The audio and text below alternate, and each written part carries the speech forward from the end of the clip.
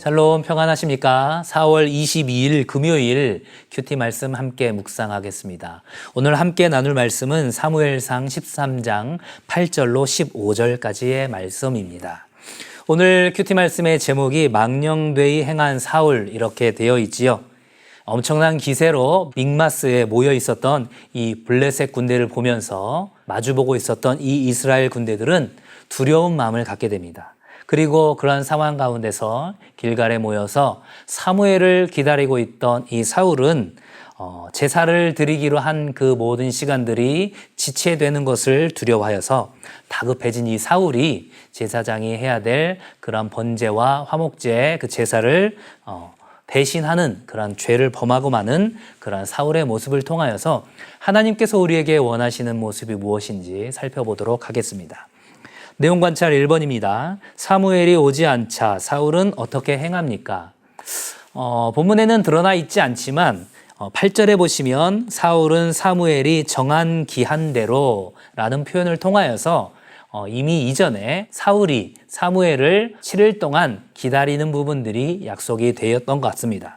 그러한 정한 기한대로 1회 동안 7일 동안을 기다렸지만 사무엘이 길갈로 오지 않고 있습니다. 그런 상황에서 사울이 행했던 행동은 무엇입니까? 9절에서 보시는 것처럼 번제와 화목제물을 이리로 가져오라 하여 번제를 드렸더니, 여기서 이 번제와 이 화목제에 대한 부분에 대해서 용어 해설에 보면 정관사 더가 붙어 있다라고 설명을 하고 있습니다. 그것은 바로 그 번제, 바로 그 화목제, 결국은 사무엘이 해야 할 그러한 제사와 제물들이 있는데 그것들을 사울이 다급한 마음으로 대신 제사를 드렸다라는 것입니다.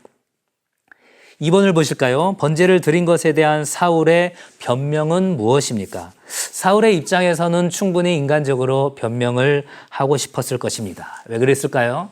정한 기한인 1회 동안, 7일 동안 기다렸지만 사무엘이 오지 않았다라는 것입니다. 그리고 믹마스의 블레셋 사람들이 그 모여 있는 것들을 보면서 이제 이스라엘에 소집된 그 군대와 백성들이 두려운 마음으로 하나 둘씩 떠나가고 흩어지는 모습을 차마 볼 수 없었던 사울이 그 모든 것들을 진정시키기 위하여서 그렇게 했다라는 것이죠. 그 내용이 오늘 본문의 11절과 12절에 잘 기록되어 있습니다. 3번을 보실까요? 사울의 망령된 행동에 대한 예언은 무엇입니까?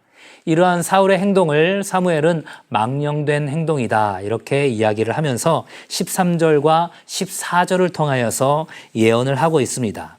14절에 보시면 왕의 나라가 길지 못할 것이라 이렇게 얘기를 하고 있고, 또 14절 후반부에서는 여호와께서 그의 마음에 맞는 사람을 구하여 여호와께서 그를 그의 백성의 지도자로 삼으셨느니라, 결국은 다윗에 대한 부분을 예언을 하고 있는 것입니다.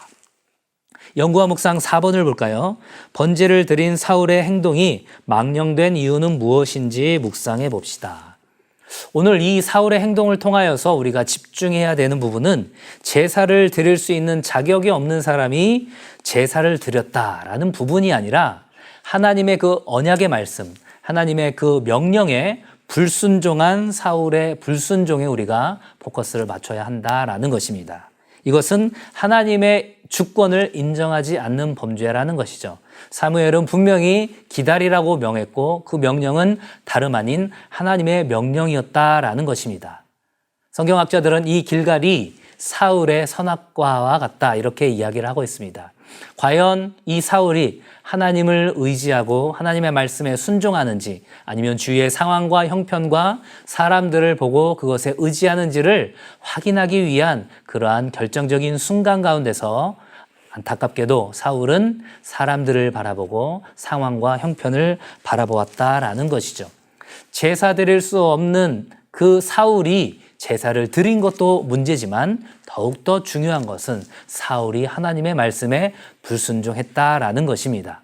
실제로 다윗과 솔로몬도 제사를 드릴 수 있는 자격이 없는 왕이었음에도 불구하고 하나님께 제사를 드린 부분들에 대해서 하나님께서 이렇게 진노하지 않으셨지만 특별히 사울에 대해서는 이렇게 진노하는 모습을 보여주시는 것은 바로 하나님의 주권을 인정하지 않는 그의 모습 때문인 것입니다. 삶의 적용 5번 문제를 볼까요? 나는 외적 위기에 대응하기 급급하여 하나님의 말씀에 순종하는 일에 실패하지는 않습니까?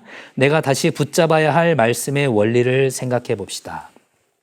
오늘 큐티 말씀의 이 설명의 중간 부분을 보시면 전쟁보다 중요한 것은 거룩을 지켜내는 것이고 조급한 상황보다 중요한 것은 바로 하나님의 명령을 지키는 것입니다. 이렇게 되어 있습니다. 우리가 살아가면서도 참 조급할 수 있고 당장의 위기를 극복해야 하는 급박한 상황들이 얼마든지 펼쳐지게 될 텐데 바로 그러한 상황 가운데서 내가 하나님의 주권을 인정하고 있는가라는 부분들은 너무나도 중요한 것입니다.